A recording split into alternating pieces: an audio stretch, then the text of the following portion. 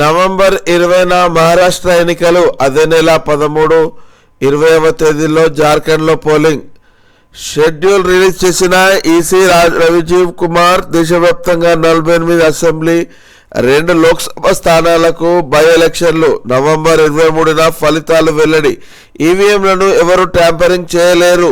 Exit polls ఫలితాలు నమ్మి ఈసీపై నిందలు సరికావు. ఈవీఎంలన్నీ 100% కరెక్ట్గా ఉన్నాయని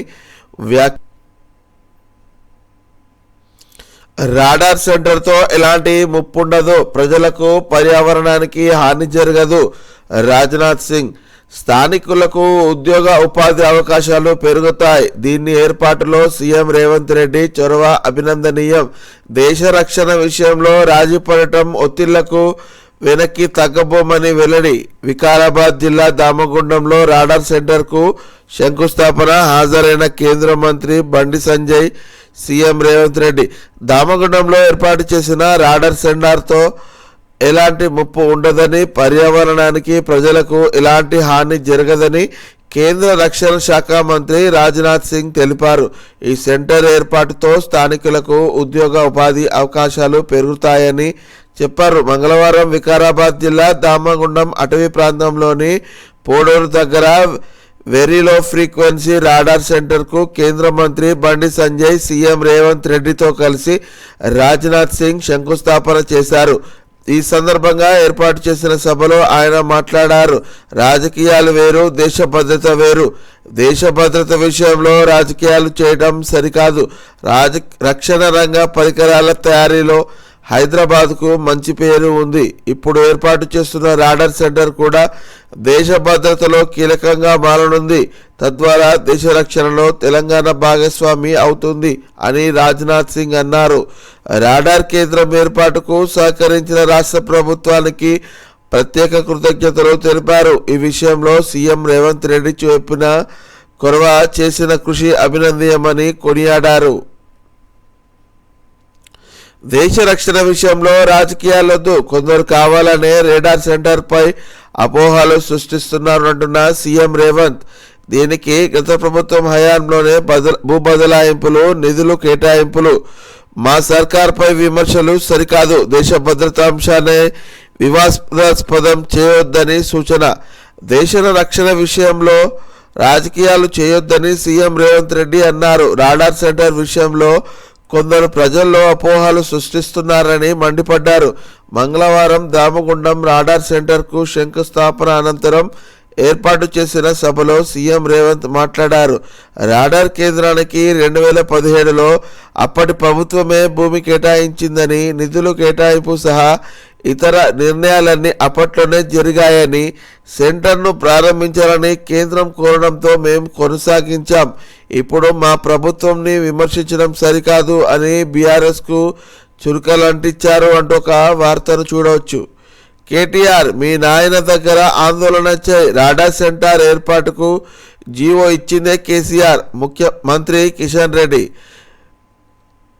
బైసన్ పోలో గ్రౌండ్ కోసం తొక్కిపెట్టారు కేటీఆర్. ఇప్పుడు నీకు పర్యావరణం గుర్తొచ్చిందా? అజ్ఞానులు, అవగాహన లేనోళ్లే దీన్ని వ్యతిరేకిస్తారు. దేశ భద్రత, సమగ్రతకు వ్యతిరేకంగా పోరాటం చేస్తారా? ఇది బీఆర్ఎస్ దివాలా కోరుతనానికి నిదర్శనం అని మండిపాటు. విద్యారంగాన్ని భ్రష్టు పట్టిస్తున్నారు. గురుకులాలకు కనీసం అద్దె చెల్లించరా? కేటీఆర్. సీఎంకు విద్యాశాఖను పట్టించుకునే తీరిక లేదా?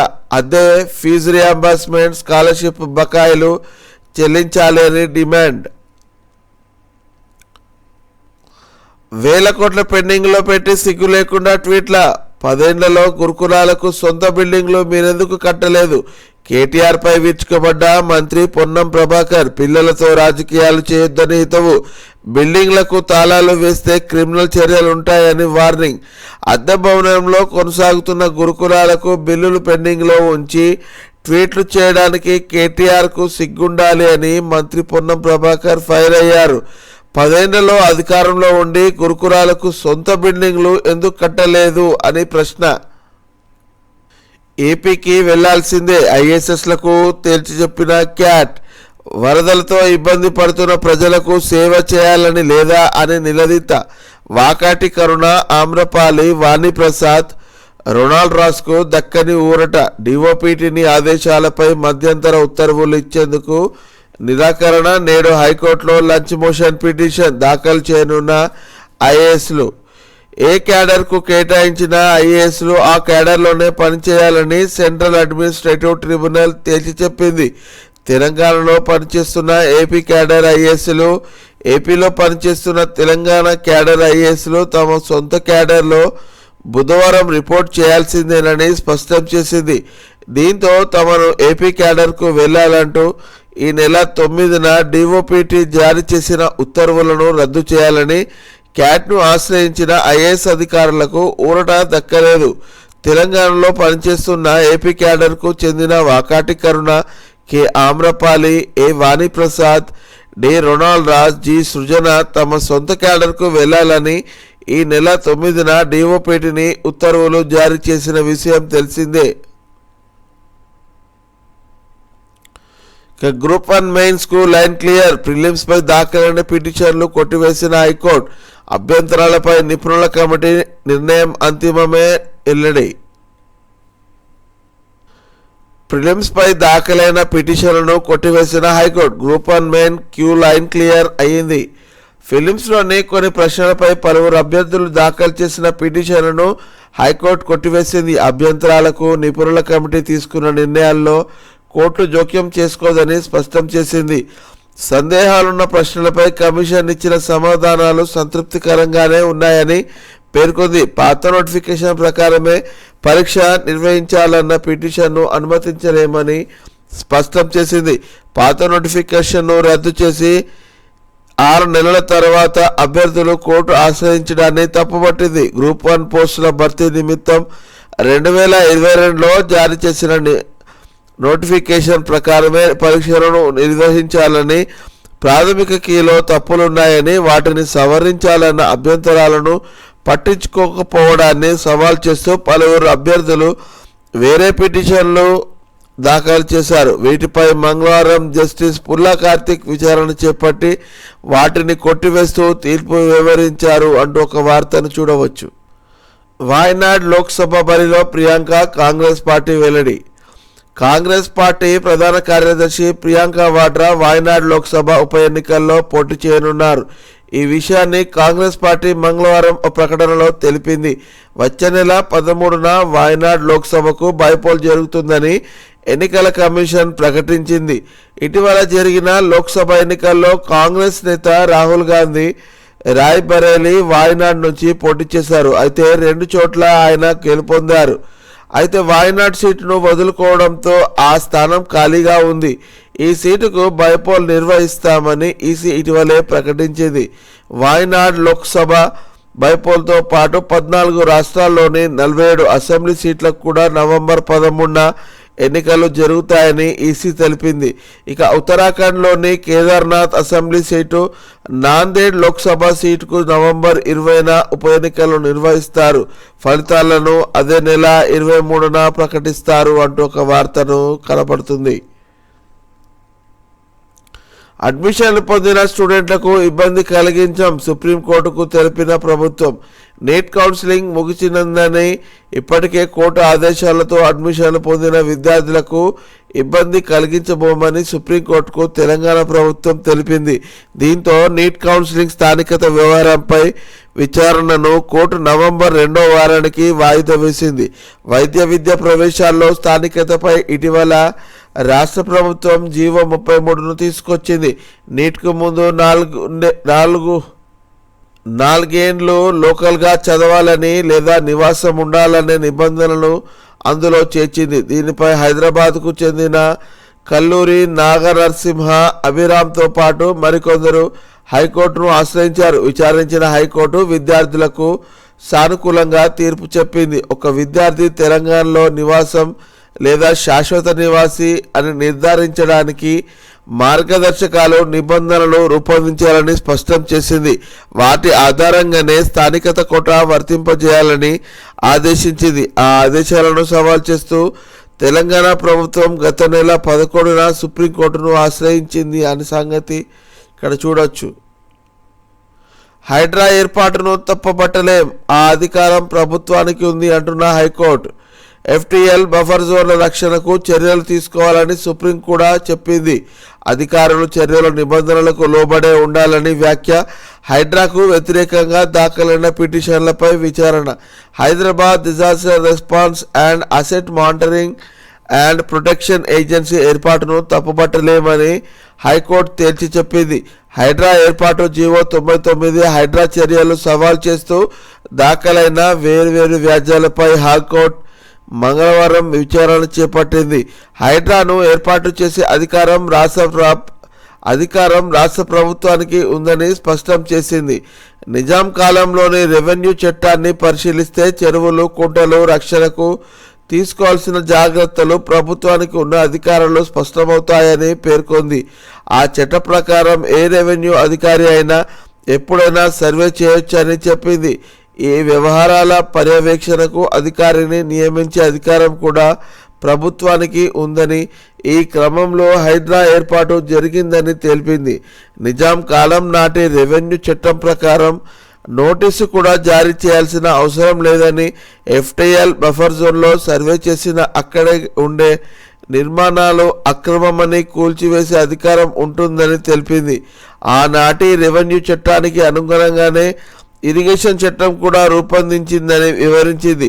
ఎఫ్టీఎల్ బఫర్ జోన్లో తక్షణ చర్యలు తీసుకోవాలని ఒక కేసులో సుప్రీంకోర్టు అన్ని రాష్ట్రాల ప్రభుత్వ ప్రధాన కార్యదర్శులను ఆదేశించిందని గుర్తు చేసింది. ఇక రాష్ట్రంలో 5 రోజులు భారీ వర్షాలు, పలు జిల్లాలకు ఎల్లో అలర్ట్ జారీ. మన రాష్ట్రంతో పాటు దేశం నుంచి నైరుతి రుతుపవనాలు పూర్తిగా ఉపసంహరించుకున్నాయి. మంగళవారంతో నైరుతి రుతుపవనాలు తెలంగాణ నుంచి వెళ్ళిపోవడంతో నైరుతి రుతుపవనాల కాలం పూర్తయిపోయింది. దీంతో ఈశాన్య రుతుపవనాల ప్రభావం వెంటనే మొదలైపోయింది. దేశంలోని పలు చోట్ల భారీ వర్షాలు కురుస్తున్నాయి. బంగాళాఖాతంలో ఏర్పడిన అల్పపీడనం బలపడగా అరేబియా సముద్రంలో వాయుగుండం ఏర్పడినట్లు భారత వాతావరణ శాఖ వెల్లడించింది. బంగాళాఖాతంలో బలపడిన అల్పపీడనం 2 రోజుల్లో వాయుగుండంగా మారే అవకాశం ఉందని తెలిపింది. దానికి అనుబంధంగా ఉపరితల ఆవర్తనం 1 కొనసాగుతుందని తెలిపింది. వాటి ప్రభావంతో తెలంగాణలో 5 రోజుల పాటు మోస్తారు నుండి భారీ వర్షాలు కురిసే అవకాశం ఉందని, పలు జిల్లాల్లో ఉరుములు, మెరుపులు, ఈదురుగాలులతో వర్షాలు పడొచ్చని తెలిపింది. గంటకు 40 కిలోమీటర్ల వేగంతో ఈదురుగాలులు వీస్తాయని వెల్లడించింది. పలు జిల్లాలకు ఎల్లో అలర్ట్ జారీ చేసింది అంటూ వార్త చూడవచ్చు. 14 రోజుల్లో 1280 కోట్ల లిక్కర్ సేల్స్.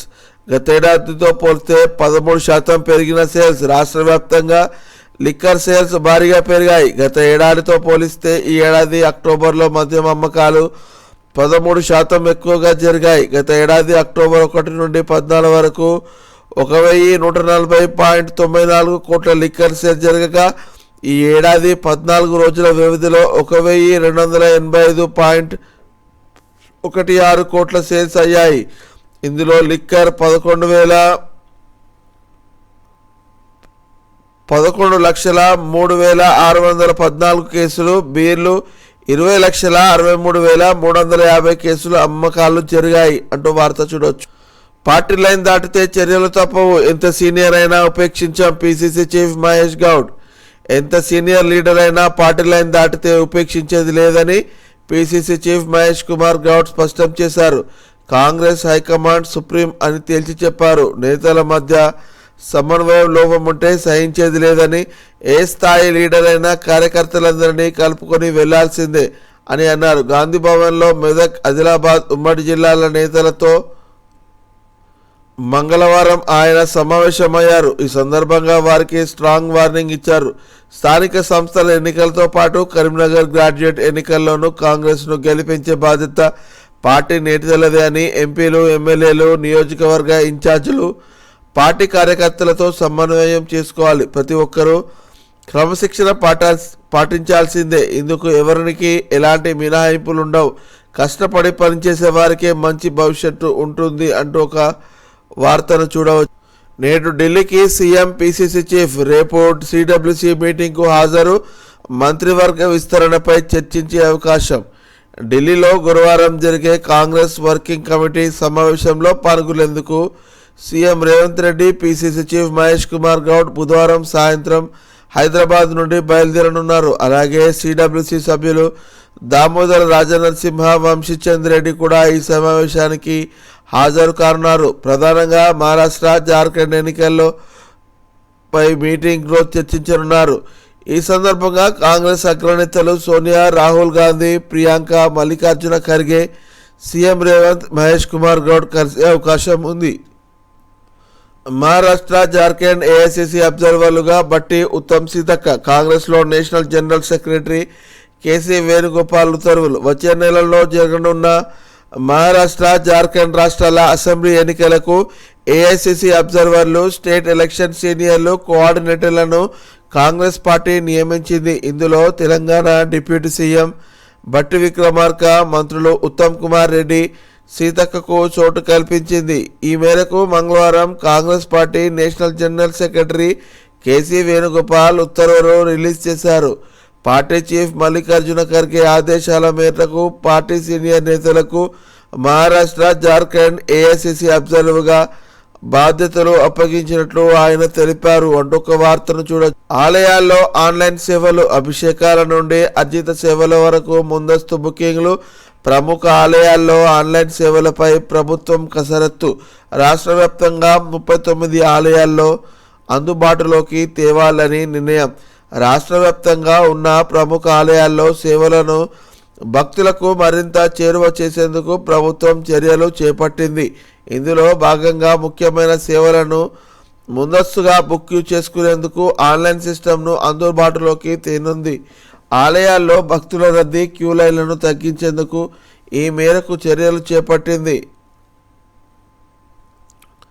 ఉర్దూ టీచర్ పోస్టుల భర్తీకి మళ్ళీ నోటిఫికేషన్ ఇవ్వాలి. సీఎం రేవంత్ రెడ్డికి ఎమ్మెల్సీ జీవన్ రెడ్డి లేఖ. ఉర్దూ టీచర్ పోస్టుల భర్తీకి తిరిగి నోటిఫికేషన్ ఇవ్వాలని ఎమ్మెల్సీ జీవన్ రెడ్డి అన్నారు. ఆ పోస్టులకు అర్హులైన అభ్యర్థులు లేకపోవడంతో వాటిని జనరల్ కేటగిరీకి కేటాయించాలని సూచించారు. ఈ మేరకు మంగళవారం ఆయన సీఎం రేవంత్ రెడ్డికి లేఖ రాశారు. ప్రభుత్వం రిజర్వేషన్ ఆధారంగా బీసీ, ఎస్సీ, ఎస్టీలకు ఉర్దూ మీడియంలోని పోస్టులను కేటాయించిందని, దశాబ్ద కాలంగా ఆ కేటగిరీల నుండి అభ్యర్థులు లేరని చెప్పారు. దేవత విగ్రహాలు ధ్వంసం దుర్మార్గం. సికింద్రాబాద్ ఘటనపై AP deputy CM Pawan Kalyan సికింద్రాబాద్లోని కుమ్మరిగూడలో ముత్యాలమ్మ విగ్రహాన్ని దుండగులు ధ్వంసం చేయడం ఆవేదనకు గురిచేసిందని, ఇది దుర్మార్గమని AP deputy CM Pawan Kalyan అన్నారు. స్కూల్ గేమ్స్ నిర్వహణ తేదీలను మార్చండి. ప్రభుత్వానికి స్టేట్ గెజిటెడ్ హెడ్ మాస్టర్ల సంఘం వినతి. స్కూల్ గేమ్స్ నిర్వహణ తేదీలను మార్చాలని స్టేట్ గెజిటెడ్ హెడ్ మాస్టర్ల సంఘం అధ్యక్షుడు రాజా భానుచంద్ర ప్రకాష్ ఓ ప్రకటనలో తెలిపారు. ఈ నెల 21 నుండి 28వ తేదీ వరకు NA1 పరీక్షలు నిర్వహించాలని పాఠశాల విద్యాశాఖ ఉత్తర్వులు జారీ చేసిందని, ఇదే నెలలో స్కూల్ గేమ్స్ నిర్వహించాలని మౌఖిక ఆదేశాలు జారీ చేసిందని తెలిపారు. రెండింటినీ ఏకకాలంలో నిర్వహించడం సాధ్యం కాదని పేర్కొన్నారు. పొరపాట్లను సరిదిద్దుకోండి. జువెనైల్ హోం బాలులకు మంత్రి సీతక్క సూచన. జువెనైల్ కేంద్రాల పిల్లలతో ప్రవర్తన తెచ్చే కేంద్రాలని మంత్రి సీతక్క అన్నారు. చేసిన తప్పును సరిదిద్దుకొని ఇక్కడ నుండి మంచి లక్షణాలతో బయటకు వెళ్ళాలని జువెనైల్ హోం విద్యార్థులకు ఆమె సూచించారు. ఇక్కడికి ఇచ్చేది శిక్షగా కాకుండా శిక్షణగా గుర్తించాలని చెప్పారు. మంగళవారం సైదాబాద్లోని జువెనైల్ హోంను మంత్రి సీతక్క, మహిళా శిశు సంక్షేమ శాఖ సెక్రటరీ వాకాటి కరుణ, డైరెక్టర్ కాంతి వెస్లీ, మహిళా అభివృద్ధి కార్పొరేషన్ చైర్మన్ శోభారాణి తదితరులు సందర్శించారు. బీజేపీ నేషనల్ రిటర్నింగ్ అధికారి ఎంపీ లక్ష్మణ్, మరో ముగ్గురికి కో రిటర్నింగ్ బాధ్యతలు అప్పగించిన పార్టీ చీఫ్ నడ్డా. గాంధీలో IVF సేవలు తొలిసారి ప్రభుత్వ దవాఖానాల్లో అందుబాటులోకి. రాష్ట్రంలోని ప్రభుత్వ దవాఖానాల్లో తొలిసారి IVF సేవలు అందుబాటులోకి వచ్చాయి. గాంధీ హాస్పిటల్, ఎంసీహెచ్ బిల్డింగ్లో 5వ ఫ్లోర్లో ఉన్న ఫెర్టిలిటీ సెంటర్లో ఈ కృత్రిమ గర్భధారణ సేవలను వైద్య ఆరోగ్య శాఖ మంత్రి దామోదర రాజనరసింహ మంగళవారం ప్రారంభించారు. కార్యక్రమంలో మంత్రి పొన్నం ప్రభాకర్, ఎంపీ అనిల్ కుమార్ యాదవ్ తదితరులు పాల్గొన్నారు. ఐవీఎఫ్లు చేసే విధానాన్ని మంత్రులకు డాక్టర్లు వివరించారు. అనంతరం గాంధీ మెడికల్ కాలేజీ విద్యార్థుల కోసం కొత్త హాస్టల్ బిల్డింగ్లు నిర్మాణానికి మంత్రులు శంకుస్థాపన చేశారు. ప్రాజెక్టుల అప్పులను దీర్ఘకాలిక రుణాలుగా మార్చండి, ఏషియన్ బ్యాంక్ ప్రతినిధులను మంత్రి ఉత్తమ్ కుమార్ రెడ్డి విజ్ఞప్తి. ఇరిగేషన్ ప్రాజెక్టులపై తీసుకున్న స్వల్పకాలిక రుణాలను దీర్ఘకాలిక రుణాలుగా మార్చాలని నీటిపారుదల శాఖ మంత్రి ఉత్తమ్ కుమార్ రెడ్డి అన్నారు. స్వల్పకాలిక రుణాలతో భారం పెరిగిపోతుండటంతో దీర్ఘకాలిక రుణాల వైపు వెళ్లాలని, దీంతో వడ్డీపై వెసులుబాటు లభిస్తుందని పేర్కొన్నారు. ఈ మేరకు మంగళవారం జలసౌధలో ఏషియన్ ఇన్ఫ్రాస్ట్రక్చర్ ఇన్వెస్ట్మెంట్ బ్యాంక్ ప్రతినిధులతో మంత్రి ఉత్తమ్ భేటీ అయ్యారు. ప్రస్తుతం ఉన్న స్వల్పకాలిక రుణాలను దీర్ఘకాలిక రుణాలుగా మార్చే అంశంపై బ్యాంక్ ప్రతినిధులతో చర్చించారు. రుణాలను రీరూట్ చేయడం ద్వారా పెండింగ్ ప్రాజెక్టులతో పాటు కొత్త ప్రాజెక్టులు వేగంగా పూర్తి చేసేందుకు వీలవుతుందని చెప్పారు. తెలుగు రాష్ట్రాల సీడ్స్ సంస్థల చైర్మన్ల భేటీ, విత్తనాల ఉత్పత్తి సరఫరాపై చర్చ. తెలుగు రాష్ట్రాల సీడ్స్ చైర్మన్ విజయవాడలో సమావేశమయ్యారు. Telangana seeds chairman Anvesh Reddy, AP seeds chairman Munne Subbareddy, managing director Dilli Rao భేటీ అయ్యారు. కొండా సురేఖ, రఘునందన్ రావుల ఫోటోను వైరల్ చేసిన ఇద్దరు అరెస్ట్. ఒకరు మాజీ సర్పంచ్, మరొకరు బీఆర్ఎస్ కార్యకర్తగా గుర్తింపు. మంత్రి కొండా సురేఖ, ఎంపీ రఘునందన్ రావు ఫోటోలను సోషల్ మీడియాలో అసభ్యకరంగా వైరల్ చేసిన ఇద్దరిని సైబరాబాద్ సైబర్ క్రైమ్ పోలీసులు మంగళవారం అరెస్టు చేశారు. నిజామాబాద్ జిల్లా కోనాపూర్కు చెందిన మాజీ సర్పంచ్ దేవన్న, జగిత్యాల జిల్లా రాయకల్ మండలం అలీపూర్ గ్రామానికి చెందిన బీఆర్ఎస్ కార్యకర్త అనుమల్ల మహేష్ను అరెస్టు చేసి బుధవారం కోర్టులో హాజరుపరిచి రిమాండ్కు తరలించనున్నారు. గత నెల 24న సిద్దిపేట జిల్లా దుబ్బాకలో మంత్రి కొండా సురేఖ, ఎంపీ రఘునందన్ రావు, ఇతర ప్రజాప్రతినిధులు కళ్యాణ లక్ష్మి, షాదీ ముబారక్ చెక్కులు పంపిణీ కార్యక్రమంలో పాల్గొన్నారు. ఈ సందర్భంగా కొండా సురేఖకు స్వాగతం పలుకుతూ చేనేత తయారు చేసిన నూలు ప్రోగు దండను రఘునందన్ రావు ఆమె వెడలో వేశారు. మంత్రి సురేఖపై దీపాదాస్కు ఎమ్మెల్యేల కంప్లైంట్. మంత్రి కొండా సురేఖపై చర్యలు తీసుకోవాలని రాష్ట్ర కాంగ్రెస్ వ్యవహారాల ఇన్ఛార్జ్ దీపాదాస్ మున్షికి వరంగల్ జిల్లా ఎమ్మెల్యేలు ఫిర్యాదు చేశారు. ఉమ్మడి వరంగల్ జిల్లాలోని అన్ని నియోజకవర్గాల్లో కొండా వర్గీయులు తమను ఇబ్బందులు పెడుతున్నారని కంప్లైంట్లో పేర్కొన్నారు. బుధవారం పిసిసి అధ్యక్షుడు మహేష్ కుమార్ గౌడ్ను కూడా కలిసి ఫిర్యాదు చేస్తామని ప్రకటించారు అంటూ ఒక వార్త చూడవచ్చు. ఇక అసెంబ్లీ ఎన్నికల్లో బీజేపీ ఓటమికి జిమ్మేదారీ ఎవరు? మా ప్రభుత్వమే వస్తుందన్న పరిస్థితి ఉండే, కానీ 8 సీట్లే ఎందుకు వచ్చినాయి అంటున్న అరవింద్. తమ పార్టీలోనే సమస్యలు ఉన్నాయని comment. BJP MP Dharmapuri Arvind సంచలన కామెంట్ చేశారు. ఓటు వేయడానికి ప్రజలు రెడీగా ఉన్నప్పటికీ రాష్ట్రంలో బీజేపీ ఎందుకు అధికారంలోకి రాలేకపోతున్నది? మొన్నటి అసెంబ్లీ ఎన్నికలకు ముందు బీజేపీనే ప్రభుత్వం ఏర్పాటు చేస్తుందనే పరిస్థితి ఉండేది, కానీ ఆ తర్వాత పరిస్థితి ఎందుకు మారింది? ఇందుకు జిమ్మేదారీ ఎవరు అని ఆయన ప్రశ్నించారు. మంగళవారం నిజామాబాద్ కలెక్టరేట్లో జిల్లాలోని ఆర్ఓబీల పనులపై కలెక్టర్ రాజీవ్ గాంధీ ఇతర ఆఫీసర్తో అరవింద్ సమీక్ష జరిపారు. అనంతరం ఆయన మీడియాతో మాట్లాడుతూ సొంత పార్టీలో ఏ లీడర్ పేరు ఎత్తకుండా ప్రశ్నల వర్షం కురిపించారు అంటూ ఒక వార్తను మనం చూడొచ్చు. డిఎస్సి కౌన్సిలింగ్ అయోమయం, ఉదయం ఉంటుందని సోమవారం రాత్రి అభ్యర్థులకు మెసేజ్, మళ్ళీ వాయిదా అంటూ మంగళవారం ఉదయం అధికారుల ప్రకటన. ఆ వెంటనే మధ్యాహ్నం అంటూ ఫోన్లు.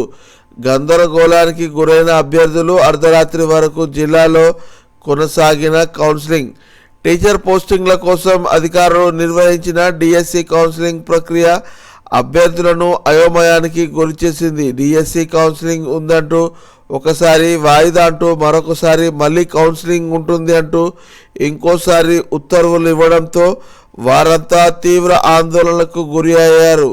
చివరికి రాత్రి వరకు కౌన్సిలింగ్ ప్రక్రియ పూర్తి కావడంతో కొత్త టీచర్లతో పాటు రిలీవ్ కాని టీచర్లు ఊపిరి పీల్చుకున్నారు.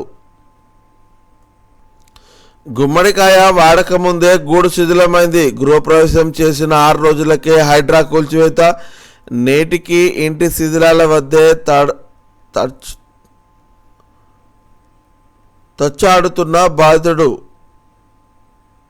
దర్వాజకు కట్టిన మామిడాకుల తోరణం ఎండనే లేదు. గుమ్మాడికి కట్టిన గుమ్మడికాయ పండనే లేదు. కానీ గూడు చెదిరింది, గుండె ముక్కలైంది. కళ్ళ సౌధం కళ్ళ ముందే శిథిలమైంది. జీవితాంతం కష్టపడి ఇల్లు కట్టుకుంటే వారం రోజులకే నిర్దాక్షిణ్యంగా హైడ్రో బుల్డోజర్ కూల్చేశాయి. సంగారెడ్డి జిల్లా అమీన్పూర్ మండలం పటేల్గూడకు చెందిన సత్యనారాయణ కుటుంబం ఆ షాక్ నుండి నేటికి తీరుకోలేకపోతున్నది. అన్ని పత్రాలు అనుమతులతో ఇల్లు కట్టుకున్న సెప్టెంబర్ 16న గృహప్రవేశం చేశానని 22న అధికారులు వచ్చి కూలగొట్టారని విలపిస్తున్న బాధితుడిని ఇక్కడ చూడొచ్చు. కిలోమీటర్ దాకా కూలగొడతారా? మూసీ ఎఫ్టీఎల్ బఫర్ దాటి భూసేకరణకు సర్కార్ స్కెచ్. 2 వైపులా కిలోమీటర్ చొప్పున గ్రోత్ సెంటర్గా అభివృద్ధి. ప్రజా సంఘాలకు ప్రభుత్వం ఇచ్చిన ప్రజెంటేషన్లో తెల్లం. ఆర్బిఎక్స్ మార్క్ మొదలు టెండర్ దాకా అంత రహస్యం. ఈఓఐ టెండర్ల జూలై 10లోగా పూర్తి చేయాలని తొలుత ప్లాన్. మెయిన్ హార్ట్ కోసం 3 నెలలు కాలయాపన చేసిన సర్కార్. 1,50,000 కోట్లతో ప్రాజెక్ట్ పరోక్షంగా తేల్చి చెప్పిన ప్రభుత్వం. సుమారు 1.25 లక్షల కోట్ల రుణాలను తద్వారానే సేకరిస్తామని వెల్లడి. 42,000 కోట్ల చొప్పున వరల్డ్ బ్యాంక్, ఏఐఐబి, ఎన్డిబి నుంచి రుణాలు. ఇక కూల్చుడు కుదరదు. హైడ్రా ఇష్టానుసారం చర్యలు తీసుకునే వీల్లేదు. నిబంధనలకు అనుగుణంగానే చర్యలుండాలి. ప్రభుత్వానికి తేల్చి చెప్పిన హైకోర్టు ధర్మాసనం చట్ట వ్యతిరేకంగా కూల్చేస్తే పరిహారం కోరవచ్చు. పరువు నష్టం, ఆస్తి నష్టం కేసులు వేసుకోవచ్చు. పిటిషనర్లకు హైకోర్టు న్యాయమూర్తి సూచన. హైడ్రాపై నిన్ననే స్టేటస్ కో ఆర్డర్ జారీ చేశామని, ఈ నేపథ్యంలో హైడ్రా కూల్చివేత చర్యలు తీసుకోబోదని హైకోర్టు స్పష్టం చేసింది. హైడ్రా ఏర్పాటు జీవోను సవాల్ చేసిన పిటిషనర్లు మంగళవారం విచారించిన సమయంలో ఈ విషయాన్ని గుర్తు చేసింది. గచ్చిబౌలిలో గ్యాంగ్ రేప్. సాఫ్ట్వేర్ ఇంజనీర్పై అర్ధరాత్రి లైంగిక దాడి. స్నేహితుడితో కలిసి ఆటో డ్రైవర్ అఘాయిత్యం. పోలీసుల అదుపులో నిందితుడు. హఠాత్ పరిణామంతో ఉలిక్కిపడ్డ ఐటీ కారిడార్. నిఘా లోపమే కారణమంటూ విమర్శలు. మై ఆటో ఈజ్ సేఫ్, ఏమైందంటూ ఆగ్రహం. సైబరాబాద్ ఐటీ కారిడార్ మంగళవారం ఒక్కసారిగా ఉలిక్కిపడింది. అత్యంత సేఫ్ జోన్గా భావించే గచ్చిబౌలిలోని సోమవారం అర్ధరాత్రి ఓ యువతిపై ఆటో డ్రైవర్ తన స్నేహితుడితో కలిసి లైంగిక దాడి చేయడం దేశవ్యాప్తంగా కలకలం రేపింది. ఈ ఘటన పోలీస్ శాఖ పనితీరుపై మరోసారి విమర్శలకు తావిచ్చింది. చెన్నై నగరానికి చెందిన ఓ యువతి సోమవారం అర్ధరాత్రి 1:30 నగర శివారులోని బిహెచ్ఈఎల్ వద్ద బస్సు దిగింది. అనంతరం అక్కడ నుండి నానక్రామ్గూడకు వెళ్లేందుకు ఓ ఆటో మాట్లాడుకుంది. సదరు auto driver Gachibowli IIT junction వరకు విడిచిపెడతానని ఒప్పందం చేసుకున్నాడు. అక్కడి నుండి నానక్రామ్గూడకు చాలా ఆటోలు అందుబాటులో ఉంటాయని చెప్పడంతో ఆమె ఆ ఆటో ఎక్కింది. మార్గమధ్యంలో హైదరాబాద్ సెంట్రల్ యూనివర్సిటీ ప్రాంతంలో మసీద్ బండ కమాన్ దాటుతూనే జిఎంసి అద్దె క్యాంటీన్ పక్కకు ఆటో డ్రైవర్ మళ్లించాడు అంటూ ఒక వార్తను చూడొచ్చు. తాళాలకు తల వంచిన సర్కార్. సాయంత్రం కల్లా గురుకులాల ప్రైవేట్ భవనాలకు 2 నెలల అద్దెల చెల్లింపు, 10 నెలల కిరాయి కట్టడం లేదని 500 భవనాలకు యజమానుల తాళం. బయటనే నిరీక్షించిన టీచర్లు, విద్యార్థులు. సర్కారు తీరుపై తల్లిదండ్రుల ఆగ్రహం. పలుచోట్ల యజమానులపై కేసు నమోదు. సర్కారు బాకీ, కాలేజీలు బంద్. ఈ విద్యా సంవత్సరం బకాయిలే 2,500 కోట్లు. టోకెన్లు ఇచ్చి 10 నెలలైనా పైసా విధించని ప్రభుత్వం. ఆర్థిక ఇబ్బందుల్లో కాలేజీ యాజమాన్యాలు ఫీజు రియంబర్స్మెంట్, స్కాలర్షిప్ చెల్లించాలి. రాష్ట్ర వ్యాప్తంగా 2 రోజులు కొనసాగిన బంద్. శాంతియుత ర్యాలీలు, అంబేద్కర్ విగ్రహాలకు వినతి. కళాశాలల మూతలతో విద్యార్థుల్లో ఆందోళన. కాంగ్రెస్ బీజేపీ అలాయ్ బలాయ్. కేంద్ర మంత్రికి స్వయంగా సీఎం స్వాగతం. అంత ప్రాధాన్యతపై రాజకీయ వర్గాల్లో చర్చ. ఇరు పార్టీల దోస్తీకి నిదర్శనమని వ్యాఖ్య. ఏదైనా రాష్ట్ర పర్యటక రాష్ట్రపతి లేదా ప్రధానమంత్రి వస్తే ముఖ్యమంత్రి ఎయిర్పోర్టుకు వెళ్ళి ఆహ్వానిస్తుంటారు. కొన్నిసార్లు మంత్రులు మాత్రమే స్వాగతం పలుకుతారు. కేంద్ర మంత్రులు వస్తే రాష్ట్ర మంత్రులు లేదా అధికారులు వెళ్ళి ఆహ్వానిస్తారు. కానీ మంగళవారం రాష్ట్రానికి వచ్చిన రక్షణ శాఖ మంత్రి రాజ్నాథ్ సింగ్ను ఆహ్వానించేందుకు స్వయంగా సీఎం రేవంత్ రెడ్డి పనులన్నీ పక్కన పెట్టి మరీ బేగంపేట విమానాశ్రయానికి వెళ్లారు అంటూ వార్త చూడొచ్చు. హైదరాబాద్కు 3 వైపులా సముద్రం ఉంది. ఇది ముఖ్యమంత్రి రేవంత్ రెడ్డి మాట. దామగుండం రాడార్ సెంటర్ శంకుస్థాపనలో వ్యాఖ్యలపై సోషల్ మీడియాలో సెటైర్లు. మన నగరానికి, మన రాష్ట్రానికి 3 వైపులా సముద్రం ఉన్నది. బంగాళాఖాతం, అరేబియా మహాసముద్రం, హిందూ మహాసముద్రం. ఈ వ్యాఖ్యలు చేసింది ఎవరో కాదు, స్వయంగా ముఖ్యమంత్రి రేవంత్ రెడ్డి. హైదరాబాదులోనే కాదు, తెలుగు రాష్ట్రానికే తీర ప్రాంతం లేదని స్కూలుకు వెళ్ళే పిల్లలు అడిగినా చెప్తారు. కానీ రేవంత్ రెడ్డి మాత్రం ఏకంగా హైదరాబాద్ చుట్టూ 3 సముద్రాలు తీసుకొచ్చేశారు. మంగళవారం వికారాబాద్ జిల్లా పూడూరు మండలంలోని నేవీ రేడార్ స్టేషన్ ప్రాజెక్టు పనులను భూమి పూజ నిర్వహించారు. ఈ కార్యక్రమానికి సీఎం రేవంత్ రెడ్డి హాజరయ్యారు అంటూ ఒక వార్తను ఇక్కడ చూడవచ్చు.